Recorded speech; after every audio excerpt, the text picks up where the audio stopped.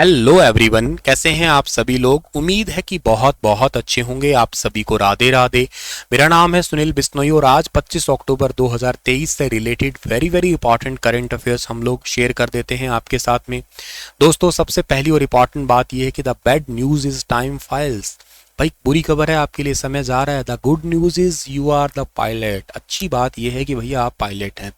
एक बात मेरी लाइफ में हमेशा याद रखना कि जो वर्तमान है ना, इससे अच्छा कुछ भी नहीं होता है। प्रेजेंट से अच्छा कुछ भी नहीं है। वर्तमान को खूब इंजॉय करो, भविष्य की बहुत ज़्यादा चिंता नहीं किया करें और पास्ट को तो बिल्कुल भी छोड़ दें, नकार दें। जो बेवकूफ़ होते हैं लोग, जो पास्ट से ही रिलेट करते रहते हैं अपनी लाइफ को, अपने पलों को, कोशिश करें जो बीत गया सो बीत गया, वो कभी भी चेंज नहीं किया जा सकता, किसी भी हालत में नहीं किया जा सकता है तो भूतकाल वो। बस हाँ, इतना याद कर ले कि हुई गलती को रिपीट ना होने दे अपने लाइफ में, और बस कोई बात नहीं है। आगे की ओर देखें, आगे की ओर जाएं, ठीक है ना। और वक्त प्रेजेंट में जी भर के जिए, बढ़े आगे। और आज का पहला करंट अफेयर है कि where was the first edition of Indian military heritage festival inaugurated. देखो भैया, भारत का पहला जो सैन्य विरासत महोत्सव है ना, ये अभी कहाँ पे हुआ है? ये न्यू दिल्ली के अंदर हुआ है। 21-22 अक्टूबर को हुआ है, न्यू दिल्ली के अंदर हुआ है। और न्यू दिल्ली के अंदर एक सेंटर है आपका जिसका नाम है मैने कैसवा सेंटर है, वहाँ पे इसका पूरा ऑर्गेनाइजेशन हुआ था। कंप्लीट इसको ऑर्गेनाइज किया गया था। इसका स्टार्टिंग में इनोग्रेशन किया था श्री राजनाथ सिंह ने। राजनाथ सिंह कौन है सर? ये हमारे भारत के डिफेंस मंत्री है, याद रखिएगा, मतलब हमारे भारत के रक्षा मंत्री है। और सर ये क्या था, ये कितने दिनों का फेस्टिवल था? ये एक्चुअली 2 दिनों का फेस्टिवल था। ये सेलिब्रेट किया गया किसके लिए? मिलिट्री कल्चर को दिखाने के लिए, हेरिटेज है। इसके अलावा इसमें कल्चर को कैसे शो किया है? कल्चर को शो किया इन्होंने थ्रू कन्वर्सेशंस है, थ्रू आर्ट है, डांस है, ड्रामा है, स्टोरी टेलिंग है, एग्जीबिशन है। इसके थ्रू जो ना इन्होंने India's rich military culture and heritage इसको शो किया है या इसको सेलिब्रेट किया है हमारा। आपको मैं बता देता हूं कि इंडिया का पहला हेरिटेज सेंटर अगर आपसे पूछ लिया जाए ना, तो वो कहाँ पे बना है? तो हेरिटेज सेंटर या हेरिटेज म्यूजियम इंडिया में सबसे पहले बना है चंडीगढ़ के अंदर बना है। सर चंडीगढ़ जो है ना, ये बना तो है, पर चंडीगढ़ में कहाँ पे? चंडीगढ़ में बना है सेक्टर 18 में।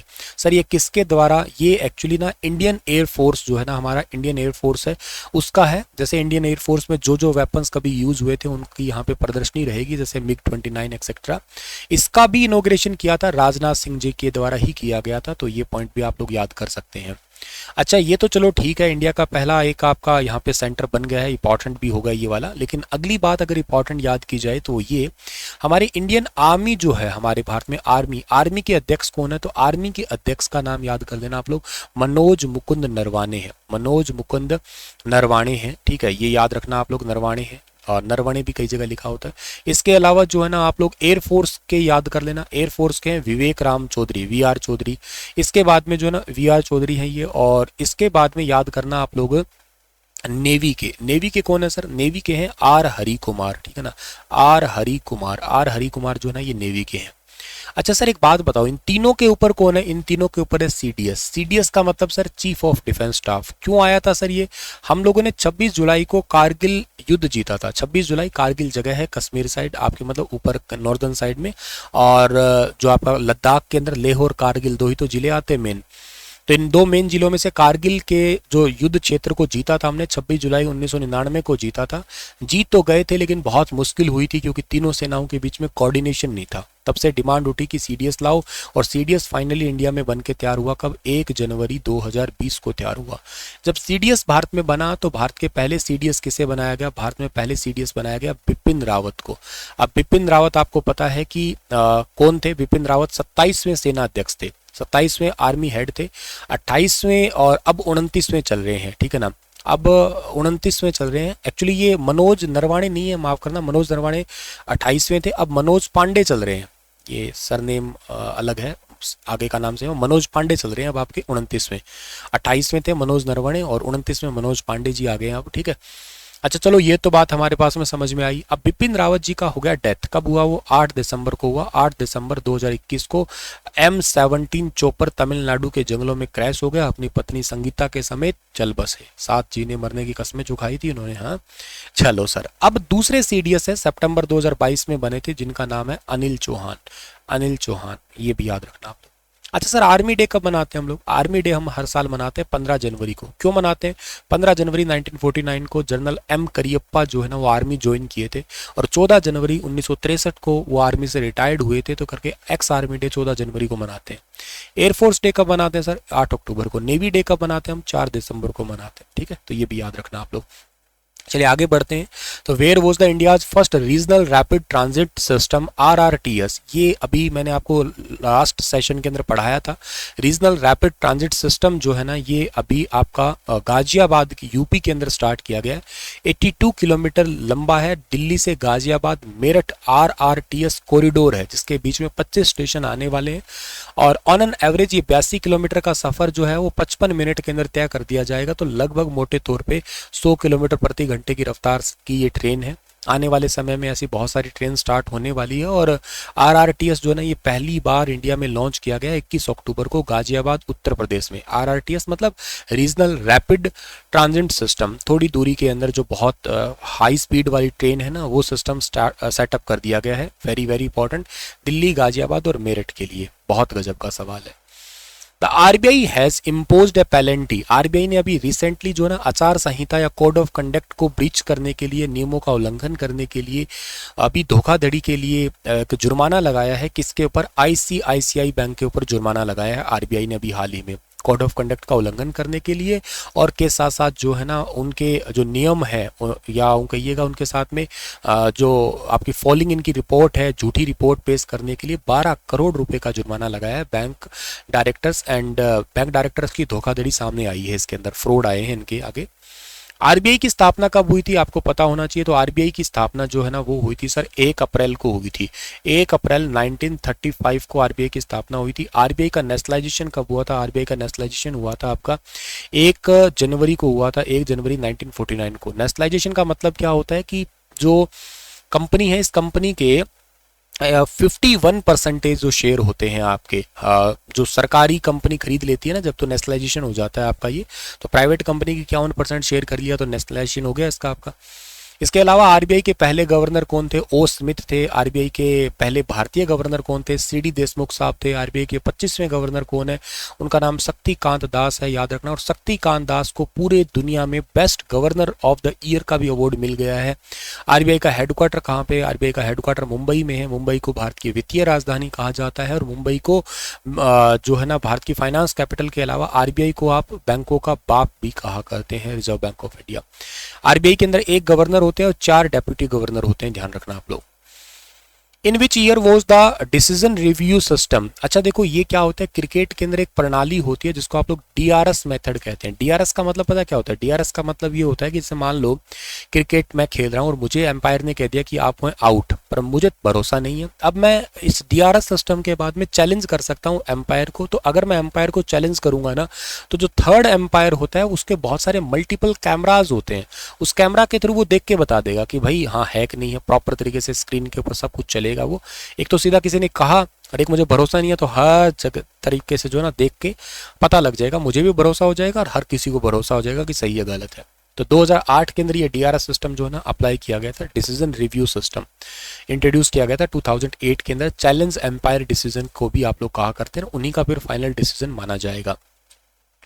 On what date is international stuttering awareness day? जो अंतर्राष्ट्रीय हकलाना जागरूकता दिवस है, ये हर साल मनाते हैं 22 अक्टूबर को।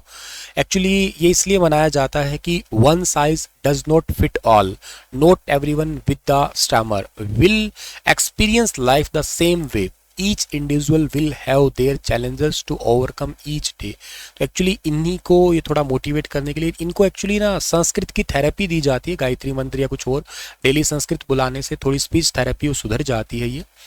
और इस एक्चुअली जो है ना ये अवेयरनेस भी फैलाई जाती है कि किस तरीके से इसको ठीक किया जा सकता है। फ्लुएंसी ऑफ स्पीच पे काम किया जाता है इसी के लिए ही। बहुत सारे हालांकि फिलहाल के लिए सेंटर वगैरह खुल चुके हैं। तो इसमें एक्चुअली क्या होता है कि रिपीटिशंस होती है, साउंड की सिलेबल्स होते हैं, वर्ड्स की रिपीटिशंस होती है, या वर्ड पोज हो जाते हैं, वर्ड रुक जाते हैं। उनकी वजह होती है जनरली जेनेटिक्स हो सकती है, न्यूरोलॉजिकल हो सकती है, या कई सारे और मतलब बॉडी में एक ब्रेन होता है हमारा मिड ब्रेन का या सेरिबेलम का प्रॉपर तरीके से डेवलपमेंट ना होना, तो उनकी वजह से है। ये जरूरी नहीं है कि हकलाना बोलने से होता है, कई बार क्या होता है कि बोला भी नहीं जाता, जैसे भीड़ के अंदर शब्द नहीं निकलते हैं, एक हेजिटेशन सा रहता है आपका, वो भी कहीं न्यूरोलॉजी से ही रिलेट करता है आपका। क्षेत्र में वित्तीय समावेशन और विकास के लिए प्रतिबद्धता को मजबूत करने के लिए आरबीआई ने कहां पर एक उप कार्यालय का उद्घाटन किया है? Where did the RBI recently inaugurate its sub office to strengthen the commitment and financial inclusion and development in the region? तो ये एक सेटअप किया है ईटानगर अरुणाचल प्रदेश के अंदर। खैर वेरी इंपॉर्टेंट है ये वाला अपने आप में। आरबीआई का जो सब ऑफिस है इसमें financial inclusion and development department है, ह्यूमन रिसोर्स मैनेजमेंट डिपार्टमेंट है, consumer education and protection cell है, मार्केट इंटेलिजेंस सेल है, एमआईसी है, सीईपीसी है, एचआरएमडी है, एफआईडीडी है इसके अंदर। सो वेरी इंपॉर्टेंट है। RBI Reserve Bank of India ने सेटअप किया है ईटानगर के अंदर अरुणाचल प्रदेश में as a part of commitment और to financial inclusion and regional development. ठीक है। Who was appointed as the senior vice president and the managing director of HP India in October 2023? HP India के वरिष्ठ उपाध्यक्ष और प्रबंध निदेशक के रूप में किसे नियुक्त किया है? तो इनका नाम है स्पिता दास गुप्ता है। याद रखना आप लोग, सिंपल सा छोटा सा सवाल है। एचपी ये हिंदुस्तान पेट्रोलियम मत बोलना, ये हैवलेट पैकर्ड एक कंपनी है आपकी, कंप्यूटर वाली कंपनी है, डिजिटल कंपनी के अंदर आती है ये। तो स्पिता दास गुप्ता का हालांकि बहुत लंबा एक्सपीरियंस है, 25 सालों का एक्सपीरियंस है लगभग, जो एप्पल, आईबीएम, माइक्रोसॉफ्ट जैसी दिग्गज कंपनियों में ऑलरेडी ये काम कर चुकी है ये। अब इनको एचपी इंडिया के लिए रिस्पॉन्सिबल ठहराया गया और इससे पहले भी इनके बहुत सारे और भी कंट्रीज में लाइक जैसे बांग्लादेश, श्रीलंका वगैरह के अंदर एचपी स्ट्रेटेजी एंड कई जगह प्रॉफिटेबिलिटी जो है ना इन्होंने एस्पेक्ट के रूप में देखा है ये। तो ये मतलब यूं कहिएगा इंडिया और इंडिया के अलावा पड़ोसी देश बांग्लादेश और श्रीलंका रीजन है ना, वहाँ पे अपनी स्ट्रेटेजी के थ्रू एचपी के प्रोडक्ट है उनको अच्छे तरीके से जो है ना स्केल कर पाएंगी ये। UNFCCC इसका भी एक रिसेंटली डेटा आया है, इससे ये पता लगा है कि ग्लोबल वार्मिंग जो है ना वो बढ़ जाएगी और सदी के अंत तक लगभग 3 डिग्री सेल्सियस तकरीबन मतलब आप सोच के चलो कि ये ग्लोबल वार्मिंग जो आने वाले सालों के अंदर है वो 3 डिग्री सेल्सियस है वो इंक्रीज हो जाने वाली है आपकी। ये काफ़ी इंपॉर्टेंट है। यूनाइटेड नेशन फ्रेमवर्क जो कन्वेंशन हुआ है ऑन क्लाइमेट चेंज के ऊपर, उससे ये आंकड़ा पता लगा है कि आने वाले समय में ये 3 डिग्री सेल्सियस तक बढ़ जाएगी आपकी। यूनाइटेड नेशन क्लाइमेट चेंज से ये आंकड़ा पता लगा है। On what date is national police का एक कमेमोरेशन डे सेलिब्रेट करते हैं हम लोग, पुलिस का स्मृति दिवस हम लोग मनाते हैं हम लोग, ठीक है ना। कोमेमोरेशंस की बात अगर करते हैं हम लोग यहाँ पे या कोमेमोरेट डे हम लोग सेलिब्रेट करते हैं ना, तो उसका मतलब है कि हम लोग जो है ना 21 अक्टूबर 1959 को हमारी सीआरपीएफ जो है ना वो बेसिकली चाइना को हराया था, या यूं कहिएगा चाइनीज ट्रूप को मार गिराया था लद्दाख के अंदर, और उसी वजह से हम 21 अक्टूबर को ये डे सेलिब्रेट करते हैं। ग्लोबल पेंशन इंडेक्स में हमारा रैंक 2023 में क्या आया है? 45वां रैंक आया है। सिंपली ध्यान रखिएगा आप लोग 47 कंट्रीज में से।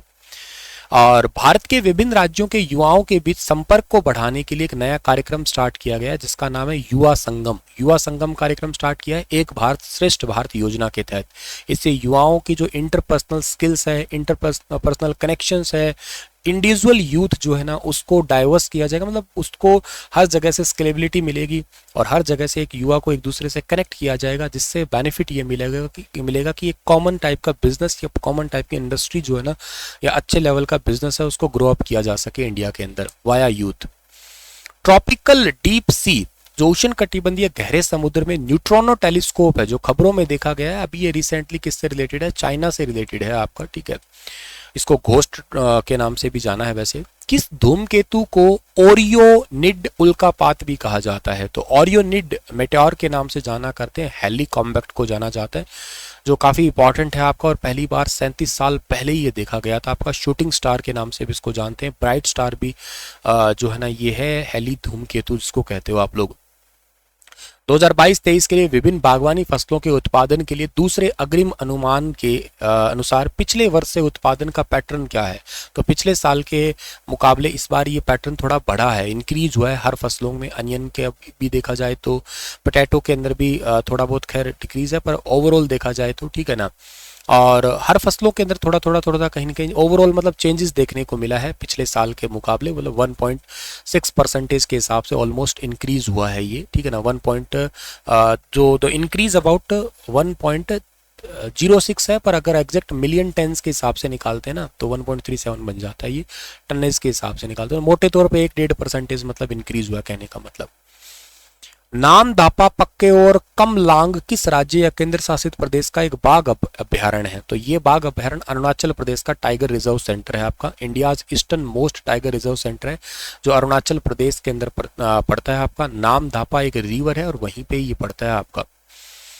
हु वॉज डेवलप्ड विद्या समीक्षा सॉफ्टवेयर? सागर से सारांश, ये किसने लॉन्च किया? सीबीएसई ने लॉन्च किया है, केंद्रीय माध्यमिक शिक्षा बोर्ड ने लॉन्च किया है। ये डेटा मतलब बेसिकली इसका जो सीधा सा उद्देश्य जो है ना आपका, वो ये है कि हमारे जो शासन में बड़ी छलांग लगाने के लिए डेटा या टेक्नोलॉजी का बहुत बड़ा लाभ है। जितना भी आपका जो चल रहा है, एडमिनिस्ट्रेशन चल रहा है, इस एडमिनिस्ट्रेशन में डेटा का बहुत बड़ा महत्व है। तो इसी महत्व को, डेटा टेक्नोलॉजी को प्रॉपर तरीके से स्कूल के अंदर या डेटा टेक्नोलॉजी के अंदर पूरे बोर्ड के अंदर यूज करने के लिए ये लॉन्च किया गया है आपका। सीबीएसई के लगभग 28,000 स्कूल है, 13 लाख से ज़्यादा टीचर्स हैं और इसके अलावा जो है ना 3 करोड़ के आसपास स्टूडेंट है। तो इन सब का डेटा डिसीजन मेकिंग गवर्नेंस के लिए बहुत ज़्यादा ज़रूरी होने वाला है।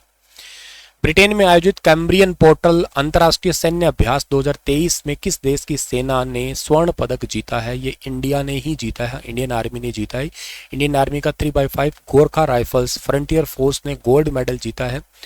ये ठीक है, यहाँ पे बहुत सारे मतलब तोप वगैरह, टीम वगैरह, कई सारी चीज़ों का जो ना यूज़ किया गया था आपका। चैलेंजिंग 60 किलोमीटर कोर्स था आपका जो 48 आवर्स के अंदर कंप्लीट किया था इंडियन आर्मी की टीम ने। जम्मू कश्मीर में वहां रह रहे अवैध विदेशियों के बारे में जानकारी जुटाने के लिए किसकी अध्यक्षता में एक समिति बनाई है? आर के गोयल की अध्यक्षता में एक कमेटी बनाई है ताकि पता लगाया जा सके जो इलीगल फॉरेनर्स हैं उनके बारे में।